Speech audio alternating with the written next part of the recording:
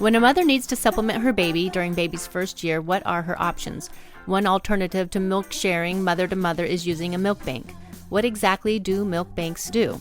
What are the benefits of receiving donor milk from milk banks? What are the concerns? How can you donate your breast milk to a bank, and what are the qualifications to do so? Today, we'll explore what to expect when donating and receiving from milk banks. This is the Boob Group. Breast milk, it does a baby good. Silly daddy, boobs are for babies. I make milk. What's your superpower? If my breastfeeding offends you, put a blanket over your head. Dairy diva. Don't be lactose intolerant. Nursing nature's own breast enhancement. Meals on heels. Whoever said there's no use crying over spilled milk never had to pump. Breast milk. All udders are inferior. Whatever your point of view, we're here to support your breastfeeding goals. We're the Boob Group, because mothers know breast. Welcome to the Boob Group, broadcasting from the Birth Education Center of San Diego. The Boob Group is your weekly, online, on-the-go support group for all things related to breastfeeding. I'm your host, Leilani Wild. I'm also an IBCLC and owner of Leilani's Lactation Doula Services. Thanks for joining us today. If you enjoy listening to our shows week after week, please tell another breastfeeding mama about us.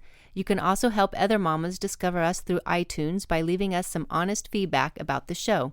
Search the Boob Group in iTunes and click on our podcast to rate us and leave a comment. Now, Sunny's going to tell us more about our virtual panelist program.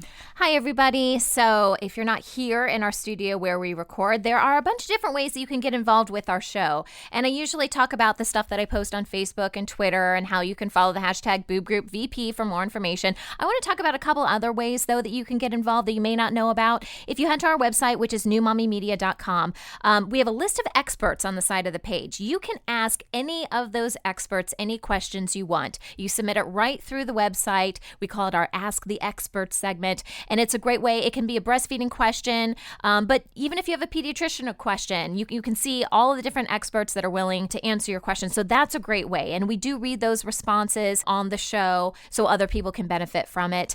We have a segment called Boob Oops, so if you guys have some funny breastfeeding oops stories that are funny that you want to share with other people, you can submit for that. We have a new segment called Mama Hacks, which is a great way if you have discovered something that helps you in your breastfeeding or your pumping experience, just makes life a little bit more easy, something you've discovered that you want to pass on to other mamas, you can certainly submit those. And then we're also always looking to review and discuss different breastfeeding apps out there, or apps in general that have helped you with your breastfeeding experience. So just real quickly, those are some great ways to participate in the show. You can go to our website for more information and go to the contact link on our website if you actually want to submit for some of these. You can also call us on our voicemail, 619-866-4775. And if you leave a message, we'll actually use your actual voice on the show to read your question or your submission. So again, lots of fun ways to get involved with the Boob Group.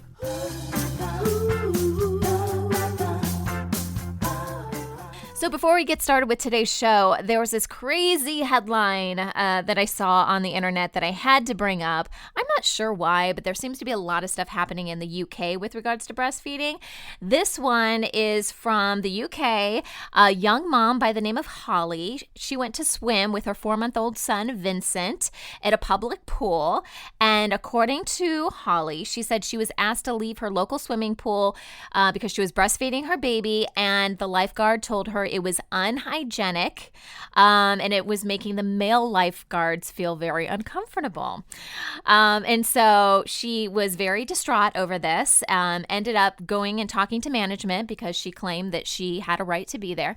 And management was actually on Holly's side. It was one of those situations where they apologized immediately and profusely and gave her a 1 year, I think, pass free to the pool.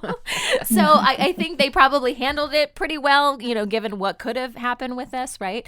But I'm still shocked. The word unhygienic, I mean, it just amazes me that there are still people that view it that way, and I wanted to get your guys' take on that and what you thought about this article. So, Pauline, what do you think? Well, I think, the story really is about the male employees feeling uncomfortable. It really isn't the mom or the baby or being unhygienic.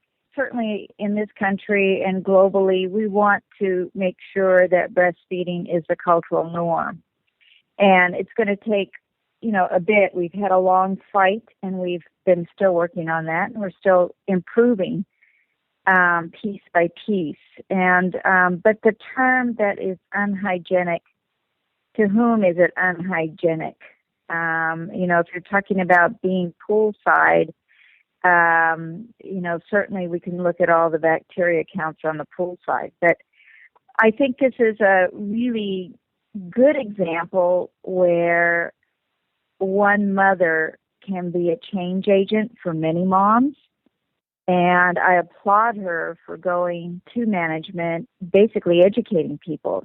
Isn't breast milk made of 80% water anyways? I don't know the properties exactly, but I'm thinking, how could it be unhygienic? It's made of mainly water. I don't get it. I mean, it's not even if she was breastfeeding in the pool. And if she was, how many kids are peeing in that pool? I know. What else is in the water by that point, And right? they consider that sterile. So,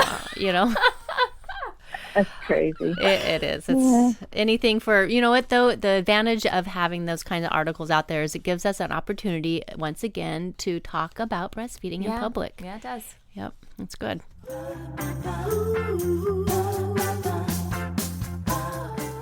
Today on the Boob Group, we're continuing our discussion on milk sharing. In a recent episode, we talked about milk sharing from mother to mother. Now we're going to talk about the process for supplementing with donor milk from the milk banks and learn how we can donate to the milk banks as well. Pauline Sakamoto, the president of Human Milk Bank Association of North America, also the executive director of Mother's Milk Bank, and she's on the executive board of the U.S. Breastfeeding Committee in Washington, D.C., is our expert today.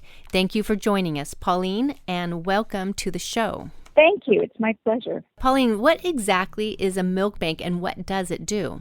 Well, the San Jose Mother's Milk Bank, there is a nonprofit 501c3 organization. It's a service organization very similar to blood banking, but what we deal with is breast milk and human milk. The mission of the organization basically is to make sure that all babies have accessibility, actually, to human milk if mom is unable to provide the milk. We collect enough human milk by volunteer moms. We process the milk, and we do testing on the mothers, actually, as well, and then distribute the milk from our office. And we distribute to roughly about 110 hospitals, mostly intensive care nurseries in 13 states. But we also provide human milk for the baby that's in the home, that has a prescription for whatever medical reason that they need it, or if there's a reason that the mom supply is low, we try to prepare enough milk so we could make sure that all babies get some milk. Okay. How safe is it to receive another mom's milk through the milk bank? Well, the Mother's Milk Bank in San Jose, we're licensed as a tissue bank in California and Maryland, which tells you that we're shipping milk actually to Maryland. So we follow the same guidelines as all the other tissue banks in California, mostly things like, bone bank, eye banks, skin banks. They're eye banks. I mean, we follow the same regulatory pattern as the other milk banks. The Mother's Milk Bank in San Jose, a lot of our screening questions and a lot of the ways that we screen a donor are very, very much alike and in alignment with the blood banking industry.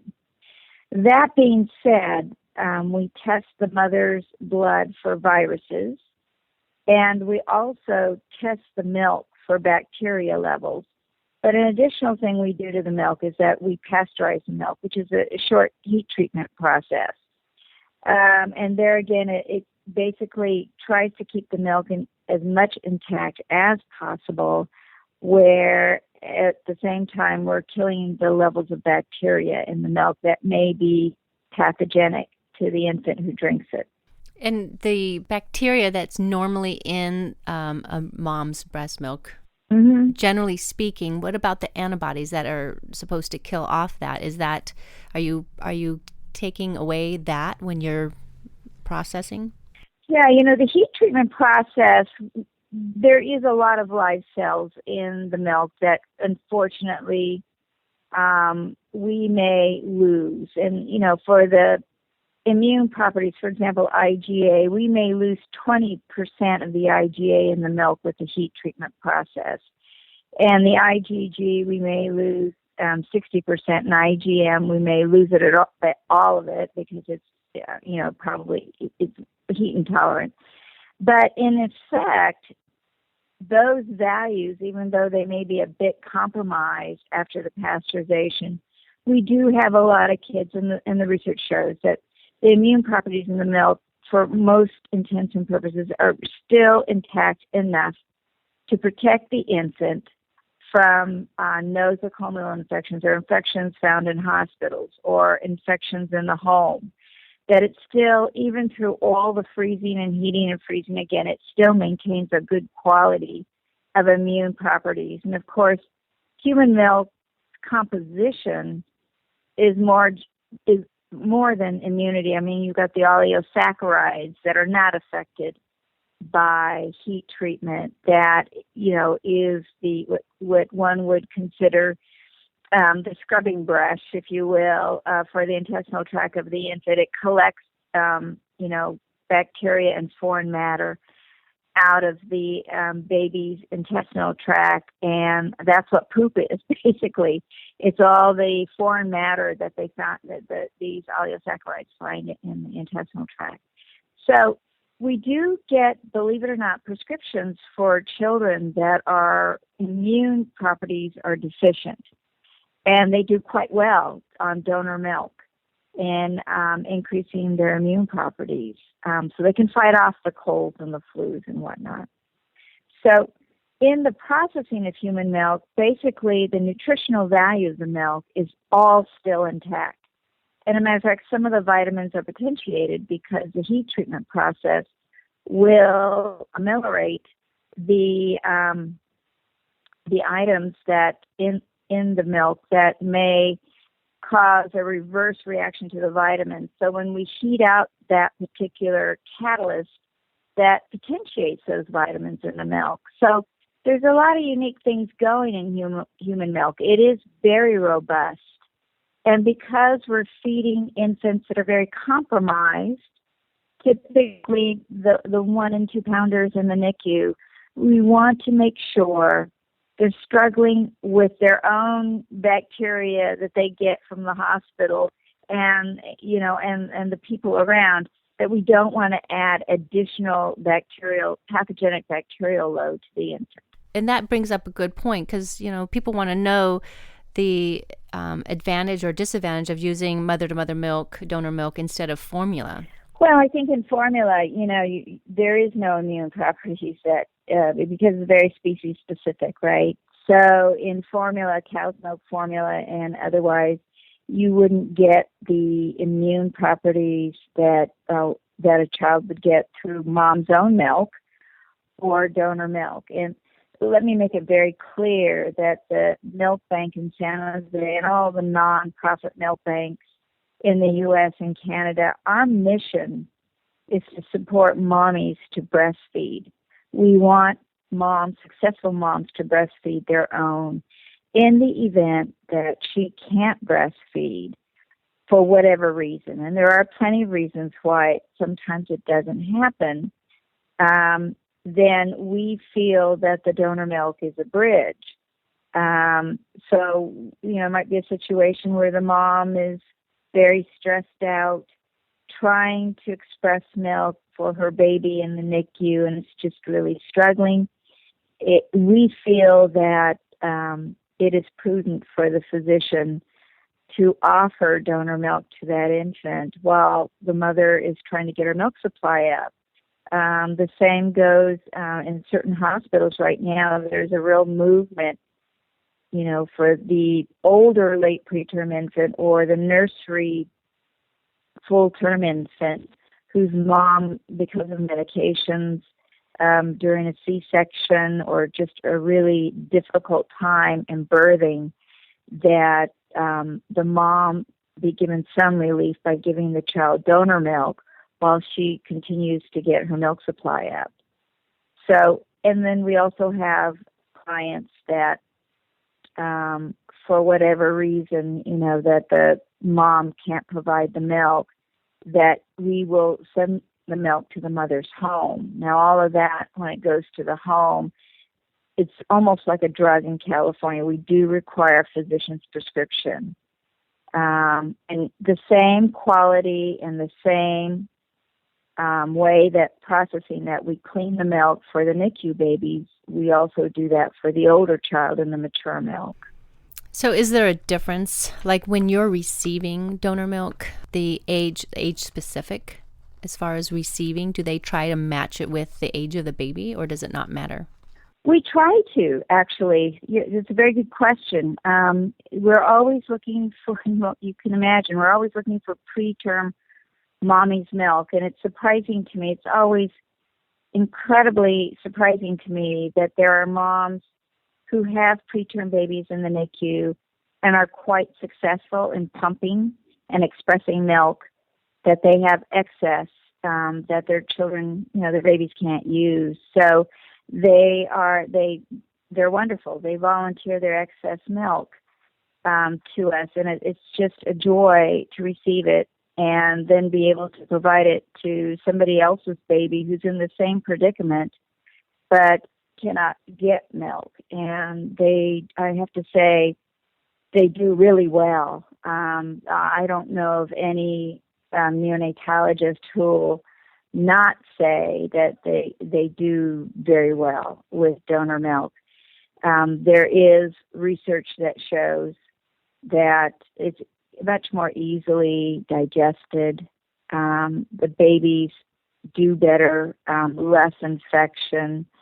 There's a study that just came out that the hospitals, the NICUs that use donor milk actually have lower rates of necrotizing enterocolitis in California.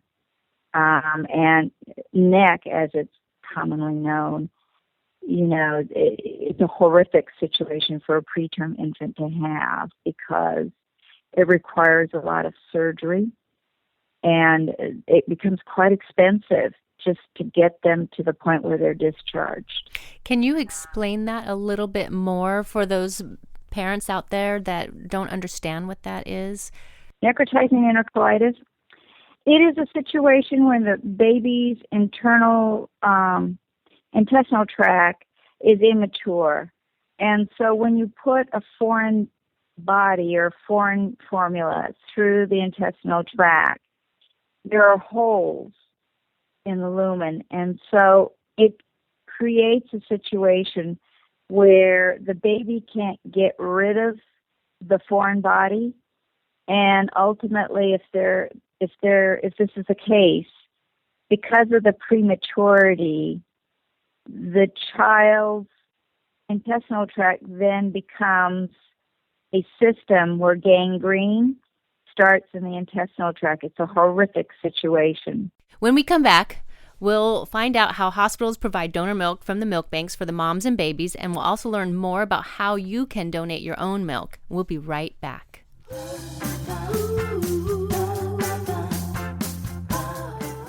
Welcome back to the show. We are here with Pauline from the Human Milk Bank Association of North America. Pauline, do milk banks contract with hospitals to provide the breast milk for their patients? Sure, we absolutely do. Like I was saying earlier, we service about 104 to 110 hospitals in 14 states. It is very easy for hospitals to get donor milk. It's like writing a prescription or putting a work order in, and we literally ship it overnight express to the hospital. They get it the next morning. For families who are in the home, let's say if it's a family that's going home from the NICU experience and the baby is just not transferring to another food source, or the mom's still working on her milk supply, we can provide donor milk to the home as well. And that's shipped overnight express to the mom's home. and it's all, shipped frozen in glass bottles. And is this a prescription covered? It's covered under their insurance. Is that what you were saying before? Yeah, the insurance, in the ACA, the new policies for lactation services, that donor milk actually is included in the policy. Where we are right now, and I do need everybody's help, where we are right now is that the policy is there, the implementation is slow in coming. So when we get a family, it's literally we take one staff person working with the insurance company for just that family to get the coverage right now. And as you can imagine, if you have 200 families who are needing donor milk, it's a lot of work working through the insurance companies to get it covered. I need the public's help in making sure that insurance companies understand that there is a demand for this, that there's a great need for this. And, especially for the kids the babies that are in the home, it's a short-term therapy typically. They are being followed by a physician, and they need a prescription. And, hopefully the insurance companies will cover the milk, but we will certainly go to bat with the insurance company. If they are Medi-Cal surprisingly, since 1986, has been brave, but also very smart in paying for donor milk in an outpatient setting. It's not well known, but if the infant has some kind of physical condition that is such as failing to thrive and unable to use any other food source, Medi-Cal will cover donor milk. So that's something that a lot of people don't know about, but it is true. When we go to, again, our office will go to work with the insurance company to make sure it gets covered. That's wonderful. So if a parent is in the situation and maybe they haven't heard from their provider that milk banks can send them milk, would you guys be their spokesperson as far as helping them get the reimbursement, or is it something that they actually have to do on their own? Usually for insurance companies, the physician is the spokesperson or the person who will ask for authorization for the donor milk. Our office will help the physician to get that through the insurance company. We can't be, as a provider, we can't be the first ones to ask. It has to be the physician that is functioning under the insurance plan. So for us, it's always great when the physicians call us and say, "What about this donor milk? Tell me about it," right? And how long can you give this child donor milk, and how can we keep in contact with each other so that we know that the baby is growing and the donor milk is working, which in fact rarely does it not work. I mean, I've had, I've been doing this for 29 years. I was a donor. My daughter's 29. So I've been doing this milk banking for 29 years and started out as a donor. But it is inevitable. Almost, once a week, we get a mom who gets donor milk for the first time, whose baby is about 2 to 3 months, who is crying on the phone saying, "Oh my God, Pauline, my baby slept for 2 hours. This is a child that has not slept. She's been in terrible pain." And we started donor milk, and within 24 hours, there's just a switch in personality in this child. So a lot of people don't understand that these families really are traumatized by a child that's just not tolerating anything.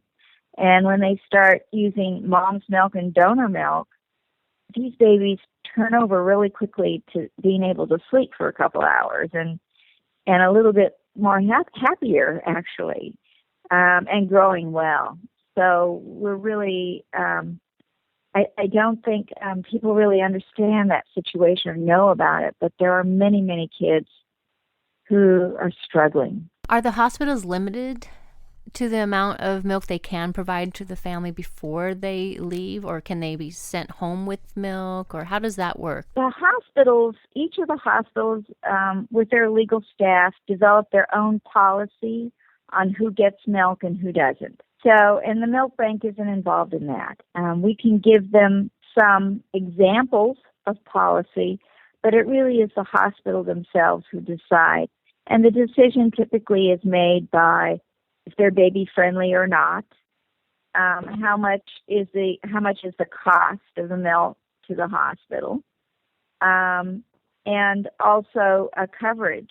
Pauline, what process would a mom need to go through in order to donate? Is it there? Can you just break it down to a real simple? I mean, should she go to the website, sure, or what can she do? Right. She can go to our website, www.mothersmilk.org, or they can call our toll-free number, and it's 1-877-375-6645. That's also on our website. And it's really fast and easy. And a lot of times I hear nurses say, oh, it's too hard. They tell people it's too hard, but it really isn't. It's a brief medical screening over the phone. Then once it looks like that the mom would be a great donor and she's collecting milk, we'll send her a questionnaire about her medical history and how the baby is doing. We contact their pediatrician and OB because we want to make sure that their doctors know they're donating milk. And if we need to, there's a small blood test that may need to be done. And the mom takes her lab slip, goes to a Quest lab or one of the blood banks that are affiliated with us, get the test done locally. And then we start shipping coolers and milk bags to her home. And she just fills that up with her frozen milk and calls FedEx. They come that day, pick it up, we get it the next morning. And from that time forward, for the next 6 months, whenever she calls us, there'll be a cooler at her door, pick up, and more bags, and she can ship it off. It's very easy. Excellent, excellent. Well, thank you so much, Pauline, for sharing this invaluable information about donating and receiving milk from the milk banks. Boob Group Club members, our conversation will continue after the end of this show, as Pauline will talk about a memorable moment when she helped make a difference in someone else's life and why she is so passionate about milk banking. For more information about our Boob Group Club, please visit our website at newmamamedia.com. So here's a question from one of our listeners. Megan wrote, is there an episode I can listen to about starting your period while nursing? I'm really paranoid about losing my supply and looking for tips to prepare myself. Well, Megan, we actually don't have an episode, but here is our expert, Rose Davinia-Jackowitz, who is going to answer your question for you. Hi, Megan. This is Rose Davinia-Jackowitz, board-certified lactation consultant at the outpatient clinic in San Diego at Kaiser Permanente. You had some concerns about starting your period again and losing your milk supply. Typically, if you're nursing and not having any problem, when your period does return, the only thing you really need to worry about is getting pregnant again, because it means that you are most likely fertile now. However, your milk doesn't go bad when you start your period. There have been some moms that have felt that the baby noticed a slight change in flavor, and it's probably a hormonal shift. But after a day or two, that resolves. So during your period, you may have a baby that doesn't nurse as much or as often. Some moms have noticed because of the hormonal shift that they feel like there's a little bit of a decrease for a day or two. But once your period is started and your hormones shift back, there shouldn't be a problem. But many, many, many women nurse for a long period of time, even though they've started having their period, so it should not cause your milk to dry up if you continue to nurse. So hopefully that's helpful. Thanks so much. Bye-bye. That wraps up our show for today. We appreciate you listening to the Boob Group. Don't forget to check out our sister show, Preggy Pals, for expecting parents, our show Parent Savers for moms and dads with infants and toddlers, and Twin Talks. Thanks for listening to the Boob Group, your judgment-free breastfeeding resource. This has been a New Mommy Media production. The information and material contained in this episode are presented for educational purposes only. Statements and opinions expressed in this episode are not necessarily those of New Mommy Media and should not be considered facts. While such information and materials are believed to be accurate, it is not intended to replace or substitute for professional medical advice or care. and should not be used for diagnosing or treating healthcare problem or disease or prescribing any medication. If you have questions or concerns regarding your physical or mental health or the health of your baby, please seek assistance from a qualified healthcare provider. New Mommy Media is expanding our lineup of shows for new and expecting parents. If you have an idea for a new series, or if you're a business or organization interested in joining our network of shows through a co-branded podcast, visit newmommymedia.com. Hey mamas, don't forget to check out Mighty Moms. It's our online community built for new moms just like you. Not only can you connect with other moms, but you can also join us backstage for special mom-only online events. And you'll also be notified when we're recording so you can join us as a special guest. Visit our website, newmommymedia.com, and click on the Mighty Moms banner. It's free. That's newmommymedia.com. See you there.